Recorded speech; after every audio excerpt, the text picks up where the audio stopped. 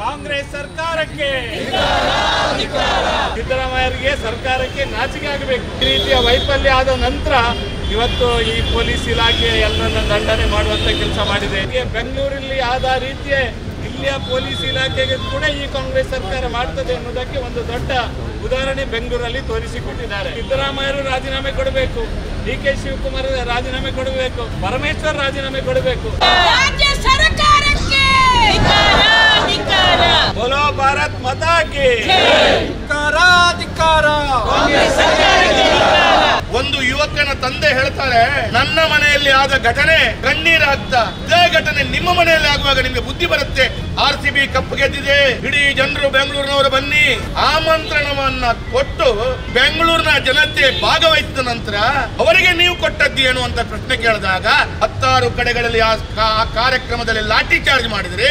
11 ಜೀವಗಳು ಹೋದ ನಂತರ ಇವತ್ತು ಪೊಲೀಸ್ ಇಲಾಖೆಯನ್ನ ದೋಷಾರೋಪಣೆ ಅಂತ ಹೇಳುವಂತ ಪಟ್ಟಿಯಲ್ಲಿ ಕಮಿಷನರ್ ಅಂತ ಒಂದು ಉನ್ನತ IPS ಅಧಿಕಾರಿ, ಬಹಳ ಅನುಭವಿ ಅಧಿಕಾರಿ ಒಂದಿಗೆ ಕೆಲವಾರು ಪೊಲೀಸರನ್ನ ಸಸ್ಪೆಂಡ್ ಮಾಡ್ತೀರಿ. ಸತತ ಪ್ರಯತ್ನದಿಂದ RCB ಕಪ್ಪನ್ನ ಗೆದ್ದಿದೆ. ಕಾಂಗ್ರೆಸ್ ಸರ್ಕಾರದ ಕೊಡುಗೆ ಇದರ ಲಾಭವನ್ನು ರಾಜಕೀಯವಾಗಿ ಪಡ್ಕೊಳ್ಬೇಕು ಅಂತ ಹೇಳುವ ಕಾರಣ ಆ ಕಾರ್ಯಕ್ರಮವನ್ನು ವಿಧಾನಸೌಧಕ್ಕೆ ತಂದ್ರಿ. ಕಾಶ್ಮೀರದಲ್ಲಿ ಒಂದು ಘಟನೆ ಆಯಿತು. ಪುಣ್ಯಾತ್ಮ ಸಿದ್ದರಾಮಯ್ಯ, DK ಶಿವಕುಮಾರ್ ಅಥವಾ ಇನ್ನ ಪರಮೇಶ್ವರ್ ಕೇಳ್ತಾರೆ, ಪ್ರಧಾನಮಂತ್ರಿಗಳೇ ನರೇಂದ್ರ ಮೋದಿಜಿಯವರ ರಾಜೀನಾಮೆ ಕೊಡಿ. ಆ ರಾಜೀನಾಮೆ ಕೊಡುವಂತ ಮಾನಸಿಕತೆ ನಿಮ್ಗಿದೆಯಾ? ಸ್ವಾಮಿ ನಾನು 25 ಲಕ್ಷ ಕೊಡ್ತೇನೆ, ಇವ ಬಿಡ್ಲಿಕ್ಕೆ ತಯಾರಿದ್ದೀರಾ ನೀವು? ಇವತ್ತು ಸರ್ಕಾರದ ಮುಖ್ಯಮಂತ್ರಿಗಳಿಂದ ಹಿಡಿದು ಮಂತ್ರಿ ಮಂಡಲದವರು A1, A2, A3 ಆರೋಪಿಗಳಾಗ್ತಾರೆ. ಈ ಕಾರ್ಯಕ್ರಮದ ಪೂರ್ವ ತಯಾರಿ ಪರಮೇಶ್ವರ್ ಅವರು ಗ್ರಾಮಾಂತರಿಗಳು ಒಂದು ಹೇಳಿಕೆ ಕೊಡ್ತಾರೆ.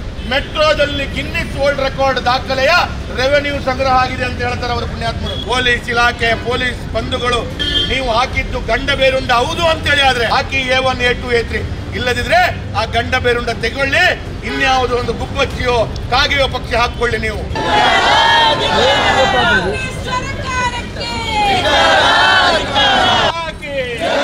ಕಾಂಗ್ರೆಸ್ ಸರ್ಕಾರಕ್ಕೆ, ಕಾಂಗ್ರೆಸ್ ಸರ್ಕಾರಕ್ಕೆ, ಕಾಂಗ್ರೆಸ್ ಸರ್ಕಾರಕ್ಕೆ ಉಪಮುಖ್ಯಮಂತ್ರಿ DK ಶಿವಕುಮಾರ್ಗೆ,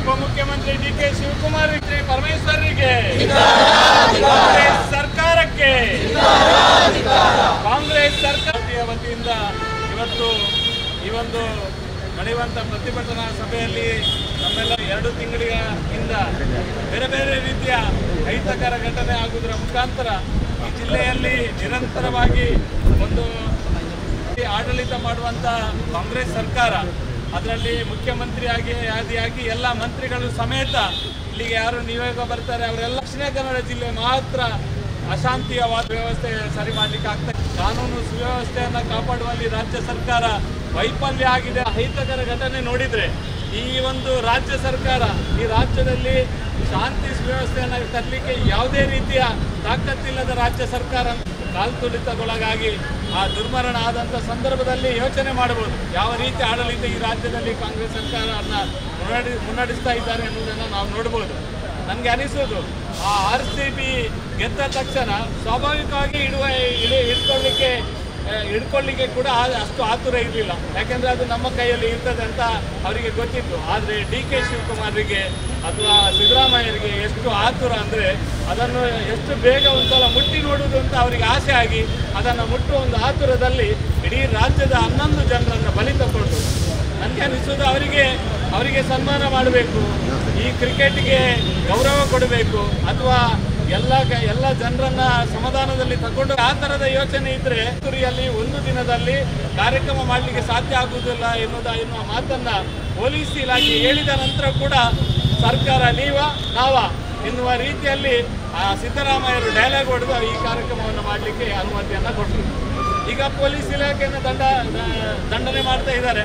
ನನಗೆ ಅನಿಸುವುದು ಸಿದ್ದರಾಮಯ್ಯರ ಮೊಮ್ಮಕ್ಕಳಿಗೆ, DK ಶಿವಕುಮಾರ್ ಅವರ ಕುಟುಂಬಸ್ಥರಿಗೆ, ಪರಮೇಶ್ವರ ಕುಟುಂಬಸ್ಥರಿಗೆ, ಈ ರಾಜ್ಯದ ಜಮೀರರ ಮಗನಿಗೆ, ಎಲ್ಲ ಇವರ ಮಗನಿಗೆ, ಮೊಮ್ಮಕ್ಕಳಿಗೆ, ಅವರ ಕುಟುಂಬಸ್ಥರಿಗೆ ಕೊಹ್ಲಿಯನ್ನು ನೋಡಲಿಕ್ಕೆ, ಆ ಕಪ್ಪನ್ನು ಮುಟ್ಟಲಿಕ್ಕೆ, ಆ ಒಂದು ಕಾರ್ಯಕ್ರಮದಲ್ಲಿ ಕ್ರಿಕೆಟಿಗರ ಒಟ್ಟಿಗೆ ಮೋಜು ಮಸ್ತಿ ಮಾಡಲಿಕ್ಕೆ ಪಾಪ ಅವರು 2-3 ತಿಂಗಳಿಂದ ಆಡಿ ಕಪ್ ಹಿಡ್ಕೊಂಡು ಬಂದಿದ್ದಾರೆ. ಇವರಿಗೆ ಎಂಥ ಕಾಮಿಡಿ ಪೀಸ್ ಇವರು. ಇವರು ರಾಜ್ಯದ ಒಂದು ಕಾಮಿಡಿ ಪೀಸ್. ಅವರು ಗೆದ್ದು ಬಂದಂಥ ಕಪ್ಪಿನ ಹಿಂದುಗಡೆ ಸೆಲ್ಫಿ ತೆಗಿಲಿಕ್ಕೆ, ಇವರು ಮೋಜು ಮಸ್ತು ಮಾಡಲಿಕ್ಕೆ, ಇವರಿಗೆ ತರಾತುರಿಯಲ್ಲಿ ಒಂದೇ ದಿನದಲ್ಲಿ ಕಾರ್ಯಕ್ರಮ ಮಾಡುವಂಥ ನಿಶ್ಚಯ ಮಾಡಿದ್ರು. ಯಾವುದೇ ರೀತಿಯ ಭದ್ರತೆ ವ್ಯವಸ್ಥೆಯನ್ನು ನೋಡಲಿಲ್ಲ. ಇವರಿಗೆ ಈಗ ಎಲ್ಲಿ ಹೋಗಿದೆ ಇವ್ರದ್ದು ಇಂಟೆಲಿಜೆನ್ಸಿ, ಈಗ ಎಲ್ಲಿ ಹೋಗಿದೆ ಇವ್ರದ್ದು ಭದ್ರತಾ ಇದು. ಅಲ್ಲಿ ನಮ್ಮ ದೇಶದ ಪ್ರಯಾಗ್ನಲ್ಲಿ 70 ಕೋಟಿ ಜನ ಅಲ್ಲಿ ಹೋಗಿ ಸ್ನಾನ ಮಾಡಿ ಆ ಒಂದು ಧಾರ್ಮಿಕ ಕ್ಷೇತ್ರದಲ್ಲಿ ಬಂದಾಗ ಇದೇ ಸಿದ್ದರಾಮಯ್ಯ ಇಲ್ಲಿ ಹೇಳ್ತಾ ಇದ್ರು, ಎಂತ ಕಾಲ್ತುಲಿತ ಆಗಿದೆ, ಅಲ್ಲಿ ಕಂಟ್ರೋಲ್ ಮಾಡ್ಲಿಕ್ಕೆ ಆಗುದಿಲ್ಲ, ಇವರಿಗೆ ತಾಕತ್ತಿಲ್ಲ, ಈ ದೇಶ ನಡೆಸಲಿಕ್ಕೆ ಆಗುದಿಲ್ಲ, ಏನೆಲ್ಲ ಮಾತಾಡಿದ್ರು. ಇವರಿಗೆ 1 ಲಕ್ಷ ಜನ ಕಂಟ್ರೋಲ್ ಬಂದಾಗ ಇವರಿಗೆ ಕಂಟ್ರೋಲ್ ಮಾಡ್ಲಿಕ್ಕೆ ಆಗುದಿಲ್ಲ. ಸಿದ್ದರಾಮಯ್ಯರಿಗೆ ಸರ್ಕಾರಕ್ಕೆ ನಾಚಿಕೆ ಆಗಬೇಕು. ಇವರಿಗೆ ಸರ್ಕಾರದ ಸರಿಯಾದ ರೀತಿಯಲ್ಲಿ ಆಡಳಿತ ಮಾಡಲಿಕ್ಕೆ ಎನ್ನುವುದಕ್ಕೆ ಇದೊಂದು ದೊಡ್ಡ ಉದಾಹರಣೆ. ಇವತ್ತು ಸರ್ಕಾರ ಈ ರೀತಿಯ ವೈಫಲ್ಯ ಆದ ನಂತರ ಇವತ್ತು ಈ ಪೊಲೀಸ್ ಇಲಾಖೆ ಎಲ್ಲರನ್ನ ದಂಡನೆ ಮಾಡುವಂಥ ಕೆಲಸ ಮಾಡಿದೆ. ಕೆಲಸ ಸರಿಯಾಗಿ ಮಾಡಿದಂಥ ಸರಿಯಾದ ರಿಪೋರ್ಟ್ ಕೊಟ್ಟಂಥ ಆ ಬೆಂಗಳೂರಿನ ಕಮಿಷನರ್ ದಯಾನಂದ್ರನ್ನ ಈ ಒಂದು ಸರ್ಕಾರಿ ಸೇವೆಯಿಂದ ಅಮಾನತು ಮಾಡೋದ್ರ ಮುಖಾಂತರ ಇವತ್ತು 8-10 ಜನರನ್ನು ಅಮಾನತು ಮಾಡ್ತಾ ಇದ್ದಾರೆ. ಇವರು ಇನ್ನೂ ಅಮಾನತು ಮಾಡುವ ಕೆಲಸದಲ್ಲೇ ಇದ್ದಾರೆ. ದಕ್ಷಿಣ ಕನ್ನಡ ಜಿಲ್ಲೆಯ ಪೊಲೀಸ್ನವರಿಗೆ ಇದು ಅತ್ಯಂತ ಒಂದು ಒಳ್ಳೆಯ ರೀತಿಯಲ್ಲಿ ಹೇಳಲಿಕ್ಕೆ ಇದ್ದಂಥ ಒಂದು ಸಮಯ ಅಂತ ತಿಳ್ಕೊಳ್ಳುತ್ತೇನೆ. ನೀವು ಕೂಡ ಈ ಜಿಲ್ಲೆಯಲ್ಲಿ ಯೋಚನೆ ಮಾಡಿ, ನೀವು ಎಷ್ಟೇ ಪ್ರಾಮಾಣಿಕವಾಗಿ ಕಾಂಗ್ರೆಸ್ನವರು ಹೇಳಿದ್ದನ್ನು ಕೇಳುವಂಥ ಕೆಲಸ ಮಾಡಿ, ಕಾಂಗ್ರೆಸ್ನವರ ಅನತ್ಯಂತೆ ಕೆಲಸ ಮಾಡಿ. ಆದರೆ ನಿಮಗೆ ಯಾವತ್ತು ಪೊಲೀಸ್ನವರೇ ನಿಮ್ಮನ್ನು ಅವರ ಕೈ ಹಿಡಿಯುವುದಿಲ್ಲ. ನಿಮಗೆ ಸಮಯ ಸಂದರ್ಭ ಬಂದಾಗ ನಿಮಗೆ ಬೆಂಗಳೂರಲ್ಲಿ ಆದ ರೀತಿಯ ಇಲ್ಲಿಯ ಪೊಲೀಸ್ ಇಲಾಖೆಗೆ ಕೂಡ ಈ ಕಾಂಗ್ರೆಸ್ ಸರ್ಕಾರ ಮಾಡ್ತದೆ ಎನ್ನುವುದಕ್ಕೆ ಒಂದು ದೊಡ್ಡ ಉದಾಹರಣೆ ಬೆಂಗಳೂರಲ್ಲಿ ತೋರಿಸಿಕೊಟ್ಟಿದ್ದಾರೆ. ಇವತ್ತು ಬೆಂಗಳೂರಲ್ಲಿ 11 ಜನ ದುರ್ಮರಣವಾಗಿದ್ದಾರೆ. ಪಾಪ ಅವರಿಗೆ ಗೊತ್ತೇ ಇಲ್ಲ, ಅವರಿಗೆ ಈ ಒಂದು ಕಾರ್ಯಕ್ರಮದಲ್ಲಿ ಈ ರೀತಿ ಆಗ್ಬೋದು ಅಂತ ಗೊತ್ತೇ ಇಲ್ಲ. ಯಾವ ರೀತಿಯ ಕಾರ್ಯಕ್ರಮ ಸಂಯೋಜನೆ ಮಾಡಿದ್ದಾರೆ.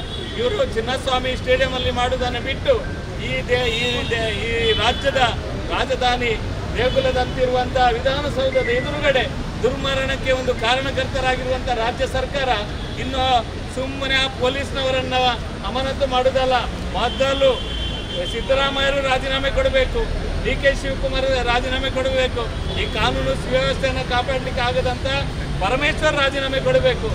ಈ ಎಲ್ಲ ಅವಾಂತರಕ್ಕೆ ಕಾರಣ ಆಗಿರುವಂಥ ಕಾಂಗ್ರೆಸ್ ಸರ್ಕಾರವೇ ಇಲ್ಲಿ ರಾಜೀನಾಮೆ ಕೊಡಬೇಕು. ಈ ರೀತಿಯ ಒಂದು ಗಂಡಾಂತರ ಮಾಡಿರುವಂಥ ಸರ್ಕಾರದ ಮೇಲೆ ಯಾವ ರೀತಿ ನಂಬಿಕೆ ಇಡಬಹುದು? ನಾವೇ ಯೋಚನೆ ಮಾಡಬೇಕು. ದಕ್ಷಿಣ ಕನ್ನಡ ಜಿಲ್ಲೆಯ ಪೊಲೀಸ್ನವರು ಈಗಲಾದರೂ ಯೋಚನೆ ಮಾಡಿ, ನೀವು ಮನೆಗೆ ಹೋಗ್ತೀರಿ, ಮನೆಗೆ ಹೋಗಿ ಫೋಟೋಮಾರ್ನ ಗಡಿಪಾರು ಮಾಡಬೇಕು. ಇಲ್ಲಿಯ ದಕ್ಷಿಣ ಕನ್ನಡ ಜಿಲ್ಲೆಯ ಅಮಾಯಕರನ್ನ ಗಡಿಪಾರು ಮಾಡುವುದಲ್ಲ, ಅವರ ಮೇಲೆ ಕೇಸ್ ಮಾಡುವುದಲ್ಲ. ಇವತ್ತು ಇವರ ಮೇಲೆ ಕೇಸ್ ಮಾಡಬೇಕು, ಇವರನ್ನ ಗಡಿಪಾರು ಮಾಡಬೇಕು, ಇವರನ್ನ ಜೈಲಿಗೆ ಕಳಿಸಬೇಕು. ರಾಜ್ಯ ಸರ್ಕಾರಕ್ಕೆ ಕಾಂಗ್ರೆಸ್ ಸರ್ಕಾರಕ್ಕೆ ಬೋಲೋ ಭಾರತ್ ಮಾತಾ ಕಿ. ಕಾಂಗ್ರೆಸ್ ಸರ್ಕಾರಕ್ಕೆ ಕಾರಣವಾದ ಕಾಂಗ್ರೆಸ್ ಸರ್ಕಾರಕ್ಕೆ, 11 ಯುವಕರ ಸಾವಿಗೆ ಕಾರಣವಾದ ಸಿದ್ದರಾಮಯ್ಯ ಸರ್ಕಾರಕ್ಕೆ ಧಿಕ್ಕಾರ. ಮುಂದಕ್ಕೆ ಈ ಪ್ರತಿಭಟನೆಯಲ್ಲಿ ನೇತೃತ್ವವನ್ನು ವಹಿಸಿಕೊಂಡಂತ ಗೌರವಾನ್ವಿತ ಪ್ರಪ್ರಥಮವಾಗಿ ನಡೆದಂತ ದುರ್ಘಟನೆಯಲ್ಲಿ 11 ಜನ ತಮ್ಮ ಜೀವವನ್ನು ಕಳ್ಕೊಂಡಿದ್ದಾರೆ. ಈ 11 ಜನ ಜೀವವನ್ನು ಕಳ್ಕೊಂಡಂಥವರಿಗೆ ಭಾರತೀಯ ಜನತಾ ಪಾರ್ಟಿ ದಕ್ಷಿಣ ಕನ್ನಡ ಜಿಲ್ಲೆಯ ವತಿಯಿಂದ ಭಾರತೀಯ ಜನತಾ ಪಾರ್ಟಿಯ ಎಲ್ಲ ಕಾರ್ಯಕರ್ತರ ಪರವಾಗಿ ಅವರಿಗೆ ಶ್ರದ್ಧಾಂಜಲಿಯನ್ನು ಈ ಸಂದರ್ಭದಲ್ಲಿ ನಾನು ಕೊಡ್ಲಿಕ್ಕೆ ಬಯಸ್ತಾ ಇದ್ದೇನೆ. ಅದರಲ್ಲಿ ಕೂಡ 11 ಜನರಲ್ಲಿ 2 ಜನರು ಈ ಕರಾವಳಿಯ ತುಳುನಾಡಿನ ಈ ಭಾಗದಲ್ಲಿ ಹುಟ್ಟಿ ಬೆಂಗಳೂರಿನಲ್ಲಿ ಉದ್ಯೋಗದಲ್ಲಿದ್ದವರು. ಈ ಆದಂಥ ಎಲ್ಲ ಘಟನೆಗಳನ್ನು ನಾವು ಎಲ್ಲೋ ಅವಲೋಕನ ಮಾಡಿದರೆ ನಮಗೆ ಸ್ಪಷ್ಟವಾದ ಚಿತ್ರಣಗಳು ಕಾಣುವಂಥದ್ದು, ಜೀವವನ್ನು ಕಳ್ಕೊಂಡಂಥ ಎಲ್ಲವರು ಸರಿಸುಮಾರು 27 ವರ್ಷದ ಕೆಳಗಿನ ಯುವಕರು ಯುವತಿಯರು. ಮುಂದಿನ ದಿನಗಳಲ್ಲಿ ತಮ್ಮ ಮನೆಯ ಜವಾಬ್ದಾರಿಗಳನ್ನು ಹೊರಬೇಕು, ಕಲಿತು ಬಹಳ ದೊಡ್ಡ ರೀತಿಯಲ್ಲಿ ಅವಕಾಶಕ್ಕಾಗಿ ಬೆಂಗಳೂರಿಗೆ ಅವಲಂಬಿತವಾಗಿ ತಮ್ಮ ಮನೆಯ ಜವಾಬ್ದಾರಿಯನ್ನ ಯಶಸ್ವಿಯಾಗಿ ನಿರ್ವಹಿಸಬೇಕು ಅಂತೇಳುವಂತ ಬಹಳ ದೊಡ್ಡ ಕನಸನ್ನ ಕಂಡಂತ ಯುವಕರು ಯುವತಿಯರು ಈ ಒಂದು ದುರ್ಘಟನೆಯಲ್ಲಿ ತಮ್ಮ ಜೀವವನ್ನು ಕಳ್ಕೊಂಡಿದ್ದಾರೆ. ನಾನು ಈ ಸಂದರ್ಭದಲ್ಲಿ ಸಿದ್ದರಾಮಯ್ಯ ಅವರಿಗೆ ಒಂದು ಪ್ರಶ್ನೆಯನ್ನ ಕೇಳ್ತೇನೆ. ಸರಿಯಪ್ಪ, 10 ಲಕ್ಷ 20 ಲಕ್ಷ 30 ಲಕ್ಷ ಕೊಡ್ತೀರಿ, ಅವರ ಜೀವವನ್ನು ಹಿಂದೆ ತರ್ಕೊಳ್ಳಲಿಕ್ಕೆ ಸಾಧ್ಯತೆ ಇದೆಯಾ? ಆ ಮಾಧ್ಯಮದಲ್ಲಿ ಆ ಹೆತ್ತವರ ಕಣ್ಣೀರು, ಒಂದು ಯುವಕನ ತಂದೆ ಹೇಳ್ತಾರೆ, ನನ್ನ ಮನೆಯಲ್ಲಿ ಆದ ಘಟನೆ ಕಣ್ಣೀರಾಗ್ತಾ, ಇದೇ ಘಟನೆ ನಿಮ್ಮ ಮನೆಯಲ್ಲಿ ಆಗುವಾಗ ನಿಮಗೆ ಬುದ್ಧಿ ಬರುತ್ತೆ ಅಂತ ಹೇಳುವಂಥ ಕಣ್ಣೀರಿನಲ್ಲಿ ಅವರು ಆ ಭಾವನಾತ್ಮಕವಾಗಿ ಹೇಳುವಾಗ ಎಲ್ಲೋ ಒಂದು ಕಡೆ ಇಡೀ ರಾಜ್ಯ ಇಡೀ ದೇಶ ಇವತ್ತು ಭಾವನಾತ್ಮಕವಾಗಿ ಈ ಒಂದು ಘಟನೆಗೆ ಬಹಳ ತುಂಬ ದುಃಖದಿಂದ ಇದನ್ನು ಕಾಣ್ತಾ ಇದೆ. ಇವತ್ತು ಕಾಂಗ್ರೆಸ್ ಆಡಳಿತದಲ್ಲಿ ಹೇಳ್ತಾರೆ, ಬಹಳ ದೊಡ್ಡ ಸಂಖ್ಯೆಯಲ್ಲಿ ಜನರು ಬಂದರು. ಸ್ವಾಮಿ, ಕರೆದವರು ಯಾರು? ಸಿದ್ದರಾಮಯ್ಯ ಅವರ ಟ್ವಿಟರ್ ಅನ್ನು ನೋಡಿದೀರಾ? RCB ಕಪ್ ಗೆದ್ದಿದೆ, ಇಡೀ ಜನರು ಬೆಂಗಳೂರಿನವರು ಬನ್ನಿ ಆಮಂತ್ರಣವನ್ನ ಕೊಟ್ಟು ಬೆಂಗಳೂರಿನ ಜನತೆ ಭಾಗವಹಿಸಿದ ನಂತರ ಅವರಿಗೆ ನೀವು ಕೊಟ್ಟದ್ದೇನು ಅಂತ ಪ್ರಶ್ನೆ ಕೇಳಿದಾಗ 16 ಕಡೆಗಳಲ್ಲಿ ಆ ಕಾರ್ಯಕ್ರಮದಲ್ಲಿ ಲಾಠಿ ಚಾರ್ಜ್ ಮಾಡಿದ್ರಿ. ಲಾಠಿ ಚಾರ್ಜ್ ಮಾಡಿದ ನಂತರ 11 ಜೀವಗಳು ಹೋದ ನಂತರ ಇವತ್ತು ಪೊಲೀಸ್ ಇಲಾಖೆಯನ್ನ ದೋಷಾರೋಪಣೆ ಅಂತ ಹೇಳುವಂತ ಪಟ್ಟಿಯಲ್ಲಿ ಒಂದು ಉನ್ನತ ಅಧಿಕಾರಿ, ಕಮಿಷನರ್ ಅಂತ ಒಂದು ಉನ್ನತ IPS ಅಧಿಕಾರಿ, ಬಹಳ ಅನುಭವಿ ಅಧಿಕಾರಿ ಒಂದಿಗೆ ಕೆಲವಾರು ಪೊಲೀಸರನ್ನ ಸಸ್ಪೆಂಡ್ ಮಾಡ್ತೀರಿ. RCB ಕಪ್ಪು ಗೆದ್ದಾಗ ನಿಮ್ಮ ಕೊಡುಗೆ ಏನು? ಕೆಲವಾರು ತಿಂಗಳು ಕಷ್ಟಪಟ್ಟು ಸತತ ಪ್ರಯತ್ನದಿಂದ RCB ಕಪ್ಪನ್ನ ಗೆದ್ದಿದೆ. ಕಾಂಗ್ರೆಸ್ ಸರ್ಕಾರದ ಕೊಡುಗೆ ಏನು? ಯಾರೋ ಕಪ್ಪನ್ನ ಹೊಡ್ಕೊಂಡು ಬಂದಾಗ ಇದರ ಲಾಭ ಇಡೀ ರಾಜ್ಯದಲ್ಲಿ ಬಹಳ ಒಳ್ಳೆಯ ವಾತಾವರಣ ಇದೆ, ಇದರ ಲಾಭವನ್ನು ರಾಜಕೀಯವಾಗಿ ಪಡ್ಕೊಳ್ಬೇಕು ಅಂತ ಹೇಳುವ ಕಾರಣ ಆ ಕಾರ್ಯಕ್ರಮವನ್ನು ವಿಧಾನಸೌಧಕ್ಕೆ ತಂದ್ರಿ. ಚಿನ್ನಸ್ವಾಮಿ ಕ್ರೀಡಾಂಗಣದಲ್ಲಿ ಯಾವುದೇ ದೊಡ್ಡ ರೀತಿಯ ಆಡಂಬರವಿಲ್ಲದೆ ನೇರವಾಗಿ ವಿಮಾನ ನಿಲ್ದಾಣದಿಂದ RCBಯ ಗೆದ್ದಂತ ಆ ಪ್ರಮುಖ ಕ್ರೀಡಾಪಟುಗಳನ್ನ ಕಾರ್ಯಕ್ರಮಕ್ಕೆ ಮಾಡಿಕೊಂಡಿದ್ರೆ ಇಷ್ಟೊಂದು ದೊಡ್ಡ ಸಂಖ್ಯೆಯಲ್ಲಿ ಜನ ಸೇರ್ತಿರ್ಲಿಲ್ಲ. ಇಡೀ ರಾಜ್ಯದಲ್ಲಿ ಕಪ್ಪು ಗೆದ್ದಾಗ ಸಂಭ್ರಮಿಸಿದ ವಾತಾವರಣವನ್ನು ಕಂಡಾಗ ಇದನ್ನು ರಾಜಕೀಯವಾಗಿ ಉಪಯೋಗಿಸಿಕೊಳ್ಬೇಕು, ಇದರ ಲಾಭವನ್ನು ಪಡ್ಕೊಳ್ಬೇಕು. ಸ್ವಾಮಿ, ನಮ್ಮ ಗ್ರಾಚಾರ ಇಂಥ ಸಂದರ್ಭದಲ್ಲಿ ನೀವು ಸರ್ಕಾರದಲ್ಲಿದ್ರಿ. ನೀವು ಸರ್ಕಾರದಲ್ಲಿದ್ದಾಗ ಯಾರೋ ಮಾಡಿದ ಕಾರ್ಯಕ್ಕೆ, ಯಾರೋ ಮಾಡಿದ ಸಾಧನೆಗಳಿಗೆ ಇವತ್ತು ನೀವು ಬೆನ್ನು ತಟ್ಟಿಕೊಳ್ಬೇಕು ಅಂತ ಹೇಳುವಂತ. ಅದಕ್ಕಾಗಿ ಹೇಳ್ತೇನೆ, ಒಳ್ಳೆ ಮನಸ್ಸಿನಲ್ಲಿ ಕೆಲಸ ಮಾಡಿದ್ರೆ ದೇವರು ಒಳ್ಳೆದನ್ನ ಕೊಡ್ತಾರೆ. ಕೆಟ್ಟ ಮನಸ್ಸಿನಿಂದ ಆ ಕಪ್ಪು ಹೊಡ್ಕೊಂಡಂತ ಆ ಕ್ರೀಡಾಪಟುಗಳನ್ನ ಅದರ ಲಾಭವನ್ನ ಕಾಂಗ್ರೆಸ್ ಪಡ್ಕೊಳ್ಬೇಕು ಅಂತ ಹೇಳುವಂತ ಮಾಡಿದ ಕಾರಣ ಇವತ್ತು ಇಡೀ ರಾಜ್ಯದ ಜನ ಕಾಂಗ್ರೆಸ್ ಸರ್ಕಾರಕ್ಕೆ ಶಾಪ ಆಗ್ತಾ ಇದೆ. ಇವತ್ತು ಒಂದು ಮಾತನ್ನ ಈ ಸಂದರ್ಭದಲ್ಲಿ ನಾವು ನೆನಪಿಸ್ಕೊಳ್ಬೇಕು. ಕಾಶ್ಮೀರದಲ್ಲಿ ಒಂದು ಘಟನೆ ಆಯಿತು. ಘಟನೆ ಆದಾಗ ಈ ಪುಣ್ಯಾತ್ಮ ಸಿದ್ದರಾಮಯ್ಯ, DK ಶಿವಕುಮಾರ್ ಅಥವಾ ಇನ್ನ ಪರಮೇಶ್ವರ್ ಕೇಳ್ತಾರೆ, ಪ್ರಧಾನಮಂತ್ರಿಗಳೇ ನರೇಂದ್ರ ಮೋದಿಜಿಯವರ ರಾಜೀನಾಮೆ ಕೊಡಿ. ಎಲ್ಲೋ ದೇಶದಲ್ಲಿ ಒಂದು ರೈಲ್ವೆ ಸಣ್ಣ ಕೊರತೆಯಾಗಿ ಒಂದು ಸಣ್ಣ ಆಕ್ಸಿಡೆಂಟ್ ಆದ್ರೆ ರೈಲ್ವೆ ಮಂತ್ರಿಗಳೇ ರಾಜೀನಾಮೆ ಕೊಡಿ. ಆದ್ರೆ ಇಲ್ಲಿ ಯಾರು ರಾಜೀನಾಮೆ ಕೊಡಬೇಕು? ನೀವು ಅಲ್ಲಿ ಪ್ರಧಾನಮಂತ್ರಿಗಳು ರಾಜೀನಾಮೆ ಕೊಡಬೇಕು ಅಂತ ನೀವು ಕೇಳ್ತೀರಿ ಅಂತ ಹೇಳಿದ್ರೆ ಇಲ್ಲಿ ನೀವು ರಾಜೀನಾಮೆ ಕೊಡಬೇಕಲ್ಲ. ಆ ರಾಜೀನಾಮೆ ಕೊಡುವಂತ ಮಾನಸಿಕತೆ ನಿಮ್ಗಿದೆಯಾ? ಸಿದ್ದರಾಮಯ್ಯ ಅವರಿಗೆ ಅಹಂಕಾರ ಯಾವ ರೀತಿ ಇದೆ ಅಂತ ಕೇಳಿದ್ರೆ, ಹಣ ಕೊಟ್ಟರೆ ಯಾರ ಜೀವವನ್ನು ತೆಗೆದುಕೊಳ್ಬಹುದು. ಸ್ವಾಮಿ, ನಾನು 25 ಲಕ್ಷ ಕೊಡ್ತೇನೆ, ಜೀವ ಬಿಡ್ಲಿಕ್ಕೆ ತಯಾರಿದ್ದೀರಾ ನೀವು? 1 ಕೋಟಿ ಕೊಡ್ತೇವೆ, ಜೀವ ಬಿಡ್ಲಿಕ್ಕೆ ಯಾರಾದ್ರು ತಯಾರಿದ್ದೀರಾ? ಯಾರು ತಯಾರಿಲ್ಲ. ಹಣ ಕೊಡ್ತಾರೆ ಅಂತ ಹೇಳುವಂತ ರೀತಿಯಲ್ಲಿ ಜೀವ ಬಿಡಬೇಕು ಅಂತೇಳಿ ಹಣ ಯಾರೋ ಒಂದು ಈ ರೀತಿ ಅವಘಡ ಆದಾಗ ಘೋಷಣೆ ಮಾಡಿದ ಕೂಡಲೇ ಸರ್ಕಾರದ ಜವಾಬ್ದಾರಿ ಆಯ್ತೇನು? ಈಗಾಗಲೇ ಜಿಲ್ಲಾಧ್ಯಕ್ಷರು ಹೇಳಿದ್ದಾರೆ, ಬೇರೆ ಎಲ್ಲ ಘಟನೆಗಳಲ್ಲಿ A1 A2 ಆರೋಪಿ ಇವತ್ತು ಸರ್ಕಾರದ ಮುಖ್ಯಮಂತ್ರಿಗಳಿಂದ ಹಿಡಿದು ಮಂತ್ರಿ ಮಂಡಲದವರು A1 A2 A3 ಆರೋಪಿಗಳಾಗ್ತಾರೆ. ಇವತ್ತು ಆ ಆರೋಪಿಗಳು ಯಾರು ಅಂತ ಕೇಳಿದ್ರೆ ಸಿದ್ದರಾಮಯ್ಯರಿಂದ ಹಿಡಿದು ಉಪಮುಖ್ಯಮಂತ್ರಿಗಳು, ಗೃಹ ಸಚಿವರು ಆರೋಪಿ. ಕರ್ನಾಟಕ ರಾಜ್ಯದಲ್ಲಿ ಕ್ರಿಕೆಟ್ ಆಟಕ್ಕೆ ಒಂದು ಸಪರೇಟ್ ಆದ ಸಮಿತಿ ಇದೆ. ಚೆನ್ನಸ್ವಾಮಿ ಕ್ರೀಡಾಂಗಣದ ಸಮಿತಿ ಬೇರೆ ಇದೆ. ಆರ್ಸಿಬಿಯ ಕಮಿಟಿ ಬೇರೆ ಇದೆ. ಅವರವರಷ್ಟಕ್ಕೇನೋ ಮಾಡ್ಕೊಳ್ತಿದ್ರು.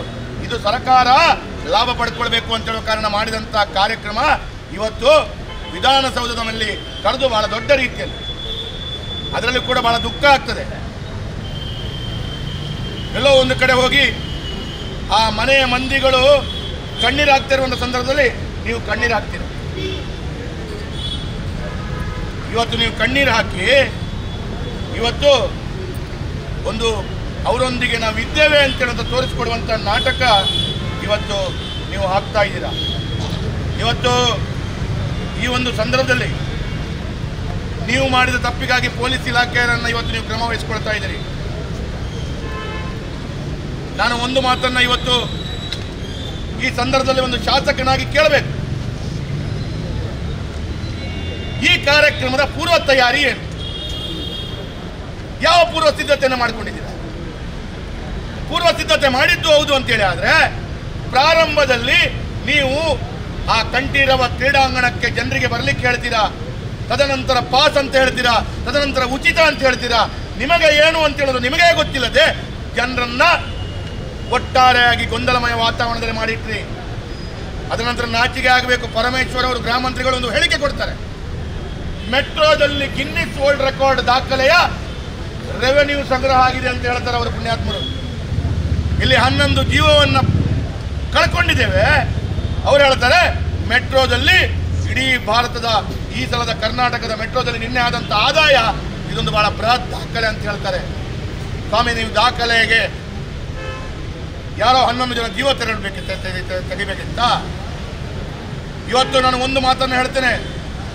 ಇವತ್ತು ಜನರಿಗೆ ಈ ಮನಸ್ಸಿನಲ್ಲಿ ಈ ಭಾವನೆ ಬರಲಿಕ್ಕೆ ಕಾರಣ ಏನು ಅಂತ ಕೇಳಿ. ಉತ್ತರ ಪ್ರದೇಶದ ಬಹಳ ಯಶಸ್ವಿಯಾದಂಥ ಕಾರ್ಯಕ್ರಮವನ್ನು ಕಂಡಾಗ ಅಲ್ಲಿ ಒಂದು ಕಾಲು ತುಳಿತಾ ಇತ್ತು. ಸಹಜವಾಗಿ 65 ಕೋಟಿಗೂ ಮಿಕ್ಕು ಜನ ಸೇರಿದಾಗ ಕಾಲು ತುಳಿತಾ ಆದಾಗ ಅವಾಗ ಸಿದ್ದರಾಮಯ್ಯ ಏನು ಮಾತು ಹೇಳಿದ್ರು? 65 ಕೋಟಿ ಜನರನ್ನು ನಿಭಾಯಿಸುವಂಥ ಸಂದರ್ಭದಲ್ಲಿ ಸಣ್ಣ ಕಾಲು ತುಳಿತಾ ಆದಾಗ ನೀವು ಬಹಳ ದೊಡ್ಡ ರೀತಿಯಲ್ಲಿ ನರೇಂದ್ರ ಮೋದಿಯಿಂದ ಹಿಡಿದು ನಮ್ಮ ಉತ್ತರ ಪ್ರದೇಶದ ಮುಖ್ಯಮಂತ್ರಿ ಯೋಗಿ ಆದಿತ್ಯನಾಥರ ಬಗ್ಗೆ ಕೂಡ ನೀವು ಬಹಳಷ್ಟು ಮಾತಾಡಿದ್ರಿ. ಅಲ್ಲಿ 65 ಕೋಟಿ ಜನರನ್ನ ಅವರು ಸುಧಾರಿಸುವುದಷ್ಟೇ ಆದಂಥ ಘಟನೆ ಬಗ್ಗೆ ನೀವು ಉಲ್ಲೇಖ ಮಾಡ್ತೀರಿ. ಇಲ್ಲಿ ಸಾಮಾನ್ಯ 1 ಲಕ್ಷ ಜನರನ್ನು ಸುಧಾರಿಸಿಕೊಳ್ಳಿಕ್ಕೆ ನಿಮ್ಗೆ ಆಗಿಲ್ಲ. ಹಾಗಾಗಿ 1 ಲಕ್ಷ ಜನರನ್ನು ಸುಧಾರಿಸಿಕೊಳ್ಳಲಿಕ್ಕೆ ಆಗದೆ ಇವತ್ತು ಇಷ್ಟೊಂದು ದೊಡ್ಡ ಅನಾಹುತಕ್ಕೆ ನೀವೇ ಕಾರಣಕರ್ತರಾಗಿದ್ದೀರಿ ಅಂತ ಹೇಳುವಂಥದ್ದನ್ನು ಕೂಡ ನಾನು ಈ ಸಂದರ್ಭದಲ್ಲಿ ಹೇಳಲಿಕ್ಕೆ ಬಯಸ್ತಾ ಇದ್ದೀನಿ. ಬಹಳ ದುಃಖ ಏನು ಅಂತ ಹೇಳಿದ್ರೆ, RCB ಅವರು ಕಪ್ಪನ್ನು ಗೆದ್ದಂತರ ಅವ್ರು ಎನ್ಸ್ಕೊಂಡ್ರು ಇಡೀ ದೇಶದಲ್ಲಿ ಇಡೀ ರಾಜ್ಯದಲ್ಲಿ ನಮ್ಮನ್ನು ಸನ್ಮಾನ ಮಾಡ್ತಾರೆ ಅಂತ ಹೇಳಿದ್ರೆ, ಸನ್ಮಾನ ಏನು ಅಂತ ಕೇಳಿದ್ರೆ ಅವರ ಮೇಲೆ ಪೊಲೀಸ್ FIR. ಸನ್ಮಾನ ಮಾಡಿದ್ರು ಏನು ಅಂತ ಕೇಳಿದ್ರೆ ಅವರ ಮೇಲೆ ಪೊಲೀಸ್ FIR, ಅವರ ಮೇಲೆ ಇನ್ನಿತರ ಕಾನೂನು ಕ್ರಮ. ಇಡೀ ರಾಜ್ಯದಲ್ಲಿ ದುರ್ಘಟನೆಗಳ ಕಂಡಾಗ, ಜನರ ಭಾವನೆಗಳನ್ನು ಕಂಡಾಗ ಎಲ್ಲೋ ಒಂದು ಕಡೆ ಕಾಂಗ್ರೆಸ್ ಪಕ್ಷ ಸೇಫ್ ಆಗಬೇಕು ಅಂತ ಹೇಳೋ ಕಾರಣ ಇವರೆಲ್ಲರಿಗೆ ದಂಡ ಹಾಕ್ತಾ ಇರುವಂಥದ್ದು ಇದನ್ನು ಸ್ಪಷ್ಟವಾದ ಚಿತ್ರಣದಲ್ಲಿ ಕಾಣ್ತಾ ಇದೆ. ಹಾಗಾಗಿ ನಾನು ಇವತ್ತು ನಾನು ಒಂದು ಮಾತನ್ನು ಈ ಸಂದರ್ಭದಲ್ಲಿ ಉಲ್ಲೇಖ ಮಾಡಬೇಕು. ಇವತ್ತು ನೈತಿಕ ಹೊಣೆ ಹೊರಬೇಕು. ನೈತಿಕ ಹೊಣೆ ಒಟ್ಟು ಸಿದ್ದರಾಮಯ್ಯ ರಾಜೀನಾಮೆ ಕೊಡಬೇಕು. ಕಿಂಚಿತ್ತು ಮಾನ ಮರ್ಯಾದೆ ಇದ್ರೆ ರಾಜೀನಾಮೆ ಕೊಡಬೇಕು. ಅವರು ಮಾನ ಮರ್ಯಾದೆ ಇದೆಯಾ ನಿಮಗೆ? ಇದೆ ಅಂತೇಳಿ ಆದರೆ ರಾಜೀನಾಮೆ ಕೊಡಿ. ಅವತ್ತು ಆ ಒಂದು ಮೂಡಾದ ಹಗರಣ ಆದಾಗ ಇಡೀ ರಾಜ್ಯ ಎದ್ದು ಪ್ರತಿಭಟನೆ ಮಾಡುವಾಗ ಅವಾಗಲೂ ಮಾನ ಮರ್ಯಾದೆ ಇರಲಿಲ್ವ ನಿಮಗೆ? ಅವಾಗಲೂ ನೀವು ರಾಜೀನಾಮೆ ಕೊಟ್ಟಿಲ್ಲ. ಇವತ್ತು ರಾಜೀನಾಮೆ ಕೊಡಲ್ಲ. ಇನ್ನು ಎಂಥ ಘಟನೆಗಳಾಗಬೇಕು ನಿಮಗೆ ರಾಜೀನಾಮೆ ಕೊಡಬೇಕಾದ್ರೆ?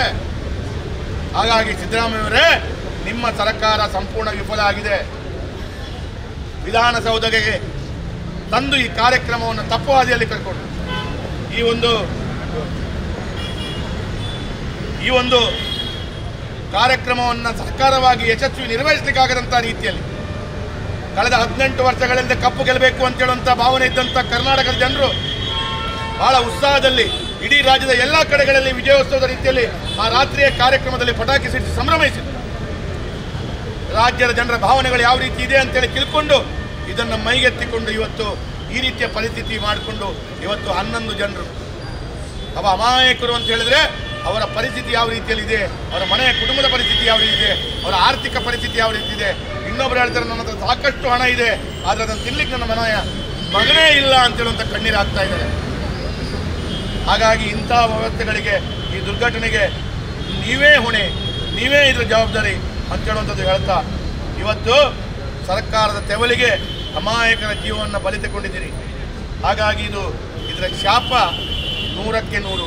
ಈ ಹಿಂದೆ ಕೂಡ ನಿಮಗೆ ತಟ್ಟಿದೆ, ಇನ್ನು ಮುಂದೆ ಕೂಡ ತಟ್ಟುತ್ತೆ ಅಂತ ಹೇಳುವಂಥದ್ದು ನೆನಪಿಟ್ಕೊಳ್ಬೇಕು ಅಂತ ಹೇಳುವಂಥ ಮಾತನ್ನು ನಾನು ಇವತ್ತು ಉಲ್ಲೇಖ ಮಾಡ್ತಾ, ಇವತ್ತು ಈ ರಾಜ್ಯದಲ್ಲಿ ನಡೆದಂಥ ಘಟನೆ ಇಡೀ ಪ್ರಪಂಚದಲ್ಲೇ ಎಲ್ಲರೂ ತಲೆ ತಗ್ಗಿಸುವಂಥ ರೀತಿಯಲ್ಲಿ, ಎಲ್ಲರಿಗೆ ಮನಸ್ಸಿಗೆ ಬಹಳ ದೊಡ್ಡ ರೀತಿಯ ದುಃಖ ಆಗುವಂಥ ರೀತಿಯಲ್ಲಿ ನಾನು ಈ ಒಂದು ಘಟನೆಯನ್ನು ಇನ್ನು ಮುಂದಿನ ದಿನಗಳಲ್ಲಿ ಯಾವತ್ತೂ ಯಾರಿಗೂ ಆಗಬಾರ್ದು ಅಂತೇಳುವಂಥ ಭಾವನೆಯೊಂದಿಗೆ ಇದರ ಸಂಪೂರ್ಣ ಜವಾಬ್ದಾರಿಯನ್ನು ರಾಜ್ಯ ಸರ್ಕಾರ ತೆಗೆದುಕೊಳ್ಳಬೇಕು.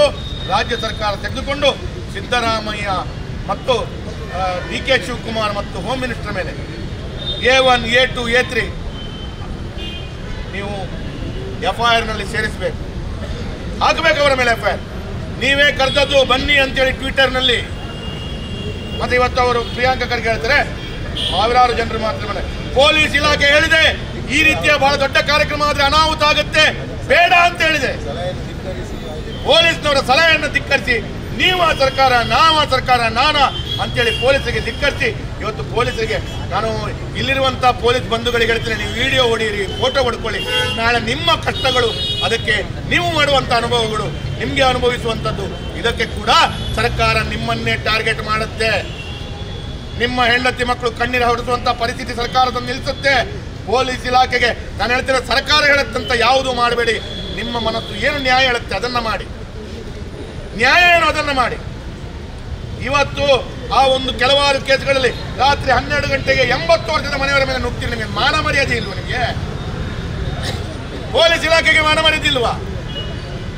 80 ವರ್ಷದ ಮುದುಕರ ಮನೆಗೆ ನೀವು ಅವರೇನೋ ಹಿಂದೂ ಸಮಾಜದ ಕೆಲಸ ಮಾಡಿದ್ದೀರಿ ಅಂತೇಳಿ ನುಗ್ತೀರಿ ಅಂತೇಳಿ ಆದರೆ, ಪೊಲೀಸ್ ಇಲಾಖೆ, ಪೊಲೀಸ್ ಬಂಧುಗಳು, ನೀವು ನಿಜವಾಗಿ ಪೊಲೀಸ್ ಇಲಾಖೆ ನಿಮ್ಮಲ್ಲಿ ನೀವು ಹಾಕಿದ್ದು ಗಂಡ ಬೇರುಂಡ ಹೌದು ಅಂತೇಳಿ ಆದರೆ ಹಾಕಿ A1, A2, A3. ಇಲ್ಲದಿದ್ರೆ ಆ ಗಂಡ ಬೇರುಂಡ ತೆಗೊಳ್ಳಿ, ಇನ್ಯಾವುದೋ ಒಂದು ಗುಬ್ಬಚ್ಚಿಯೋ ಕಾಗೆಯೋ ಪಕ್ಷಿ ಹಾಕ್ಕೊಳ್ಳಿ. ನೀವು ಹಾಕಿ ಕಾಗೆಯ ಪಕ್ಷಿ ಏನಾದ್ರು ಹಾಕ್ಕೊಳ್ಳಿ, ಗಂಡ ಬೇರುಂಡ ತೆಗೀರಿ. ನೀವು ಹಾಕ್ಕೊಳ್ಳುವಂಥ ಅರ್ಹತೆ ನಿಮಗಿಲ್ಲ ಪೊಲೀಸ್ ಇಲಾಖೆಗೆ. ಇವರ ಮೇಲೆ FIR ಆಗಬೇಕು, ಇವರು ರಾಜೀನಾಮೆ ಕೊಡಬೇಕು ಅಂತ ಹೇಳೋದು ಭಾರತೀಯ ಜನತಾ ಪಾರ್ಟಿ ಇವತ್ತು ದಕ್ಷಿಣ ಕನ್ನಡ ಜಿಲ್ಲೆ ಜಿಲ್ಲಾಧ್ಯಕ್ಷ ನೇತೃತ್ವದಲ್ಲಿ ನಡೆದಂಥ ಈ ಸಭೆ, ಇವತ್ತು ಪ್ರತಿಭಟನಾ ಸಭೆ, ನಾವಿವತ್ತು ಘಂಟಾಘೋಷವಾಗಿ ಮುಖ್ಯಮಂತ್ರಿಗಳು ಮತ್ತು ಉಪಮುಖ್ಯಮಂತ್ರಿಗಳು, ಗೃಹ ಸಚಿವರು ರಾಜೀನಾಮೆಯನ್ನು ಆಗ್ರಹಿಸ್ತಾ ಇದ್ದೇವೆ. ನಾವು ಈ ಸಂದರ್ಭದಲ್ಲಿ ಮಾನ ಮರ್ಯಾದೆ ಬಿಟ್ಟು ಇದ್ರೆ ರಾಜೀನಾಮೆ ಕೊಡಬೇಕು ಅಂತ ಹೇಳೋದು ತನಕ ಕೇಳ್ತಾ ಇದ್ದೀವಿ. बोलो भारत माता की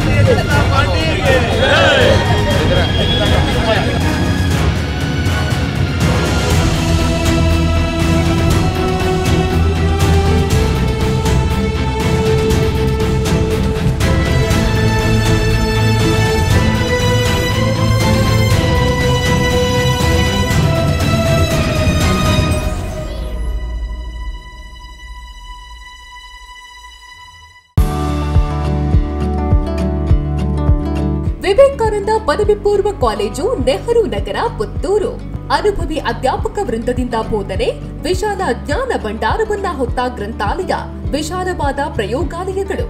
ನೀಟ್, ಜೆಇಇ, ಸಿಇಟಿ ಹಾಗೂ ಸಿಎ ಫೌಂಡೇಶನ್ ಕೋರ್ಸ್ಗಳಿಗೆ, ಐಎಎಸ್, ಐಪಿಎಸ್ ನಂತಹ ಸ್ಪರ್ಧಾತ್ಮಕ ಪರೀಕ್ಷೆಗಳಿಗೆ ತರಬೇತಿ. ವಿಕಸನ ಟಿವಿ ಹಾಗೂ radio Panchajanya 90.8 FM. College bus ವ್ಯವಸ್ಥೆ, ಕ್ರೀಡೆಗೆ ಒತ್ತು ಕೊಟ್ಟು ವಿಶಾಲವಾದ ಕ್ರೀಡಾಂಗಣ. ವಿದ್ಯಾರ್ಥಿನಿಯರಿಗಾಗಿ ಕಾಲೇಜ್ ಕ್ಯಾಂಪಸ್ನಲ್ಲೇ ಪ್ರತ್ಯೇಕ ವಸತಿ ನಿಲಯಗಳು. ಅರ್ಹ ಬಡ ಪ್ರತಿಭಾವಂತ ವಿದ್ಯಾರ್ಥಿಗಳಿಗಾಗಿ ಹಲವು ವಿದ್ಯಾರ್ಥಿ ವೇತನಗಳು. ಪ್ರತಿ ವರ್ಷವೂ ರಾಷ್ಟ್ರ, ಅಂತಾರಾಷ್ಟ್ರೀಯ ಮಟ್ಟದಲ್ಲಿ ಸಾಧನೆಗೈಯುತ್ತಿರುವ ವಿದ್ಯಾರ್ಥಿ ಸಮೂಹ. ನಮ್ಮಲ್ಲಿ ಲಭ್ಯವಿರುವ ಕೋರ್ಸ್ಗಳು: ವಿಜ್ಞಾನ ವಿಭಾಗ, ಪಿಸಿಎಂಬಿ, ಪಿಸಿಎಂಸಿ, ಪಿಸಿಎಂಎಸ್, ಪಿಸಿಎಂಎ. ವಾಣಿಜ್ಯ ವಿಭಾಗ, ಎಸ್ಸಿಬಿಎ, ಎಸ್ಸಿಬಿಎ, ಇಸಿಬಿಎ. ಕಲಾ ವಿಭಾಗ, ಎಚ್ಇಪಿಎಸ್. ಭಾಷೆಗಳು: ಇಂಗ್ಲಿಷ್, ಕನ್ನಡ, ಹಿಂದಿ, ಸಂಸ್ಕೃತ. ವಿವೇಕಾನಂದ ಪದವಿ ಪೂರ್ವ college, Nehru Nagar, Puttur. 80737 00468 81050 72386. Website www.vivekanandapuc.com.